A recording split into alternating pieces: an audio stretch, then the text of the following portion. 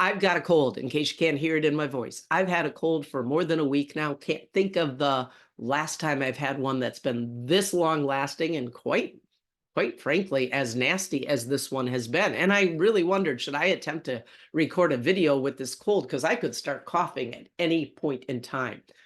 But I'm really doing it on purpose because this cold was really the muse for what I want to share with you today. So, how do you respond when you suddenly get sick or have a cold or something like that? If you're like me and lots of people, it's like, ah, shoot. And we get frustrated and we get irritated. Sometimes we're mad because it's like, ah, I didn't want this to happen. And now this is changing my plans. And now I can't do this thing and I don't feel good. And, and now I'm falling behind at work. Like, this is what happens oftentimes when we get sick, right? We don't like it. We don't want it. Sometimes people go so far as to say, my body let me down. I was doing all these things to keep me healthy, and now it still went and got sick on me. And so we can get mad at ourselves and mad at our bodies. And oftentimes, especially in Western medicine, we want to do whatever we can to get rid of whatever is having us feel nasty. So let me take some medicine that's going to make my headache go away. Let me take some medicine that's going to let me breathe. Let me take some cough suppressant so I won't keep coughing. Let me do all of this so I can don't have to feel like I have a cold and I can go about my life as much as possible, business as usual. And generally that stuff doesn't really work, not long term. Usually the cold will come back and it will come back later, or you'll get sick again and again and again.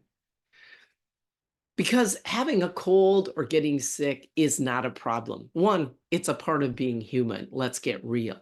Okay. It's also a sign that, your body's working. You have an immune system that's working and it's sending out these symptoms, lost voice, stuffy nose, cough, or whatever, to get your attention. It's trying to get your attention to say, hey, there's something going on here that you need to address. Please start addressing it now so that it doesn't have to get worse. It doesn't have to get, I don't have to get your attention in louder tones with a more serious illness or something like that. Well, the same thing is true when it comes to money, my friends. So if you're experiencing dis-ease, lack of health and well-being around money, scarcity around money, it's not a problem.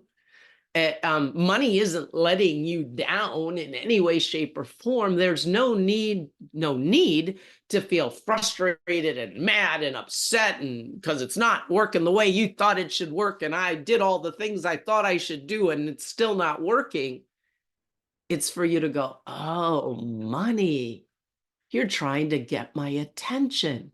You're trying to get me to pay attention. There's something here for me to learn and see that I haven't seen. There's something for me to address in terms of myself and my relationship with you, that until I see it and begin to address it, you cannot support me to be as healthy as I'm meant to be. You cannot support me to grow and blossom in the way I'm meant to. Money, you can't support me to experience the abundance and well-being that I'm meant to experience. Oh, thank you, money, for getting my attention with this debt, with this low income, with this no money in savings, with this guilt that I feel when I spend money, even if I have it. Oh, wow, money, you're really inviting me to pay attention, to learn and grow, because that's what money can do for us, my friends. If we stop thinking of it as an adversary that we have to fight against, as a problem that we have to solve, but start to engage with money, recognizing that when we experience dis-ease around money, it's trying to get our attention. There's something we need to give our attention to. That could be internal subconscious beliefs we have about ourselves that are shaping what's happening with our money. That could be, ooh, there are skills and behaviors about how to use money that I don't know and I need to learn. But instead of thinking of money as the enemy, as a problem, what if you began to think of it as your teacher, as your friend, as an invitation to engage with it in a way that supports you to more fully be who you were created to be, and to have money be the life-giving resource it's meant to be in service of that. That scarcity you're maybe experiencing around money, wow. Invitation and gift. Invitation and gift for you to see where you need to pay attention, give attention, learn something new, heal something, let something go, feed something inside of you so that money can support you in the way it's meant to, and you can experience health and well-being inside of yourself, in your life, and yes, even in your bank account. So, I had a cold this past week. It's taught me so much. It's had me realize things I wasn't seeing. It slowed me down enough to get some signals I was missing.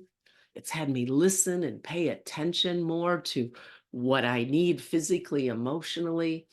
It's had me make some different choices and move in some new directions. Wow.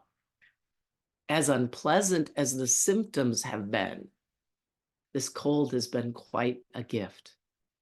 And if you want, my friend, as unpleasant as whatever symptoms you may experience around money that cause dis-ease and scarcity, they can also be quite the gift. Now, I couldn't see all the gifts of this cold by myself. I had some people who helped me see some things that I didn't see.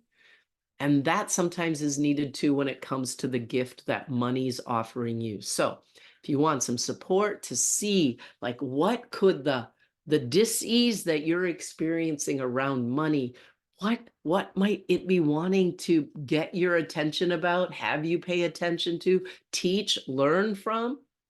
If you want some support with that, that's what I love to do. That's my jam, and I'm really good at it. Just use the link below and schedule a free discovery session with me. Let's get you on the path to true well-being and health and vitality and abundance. That's what I want for you, my friend.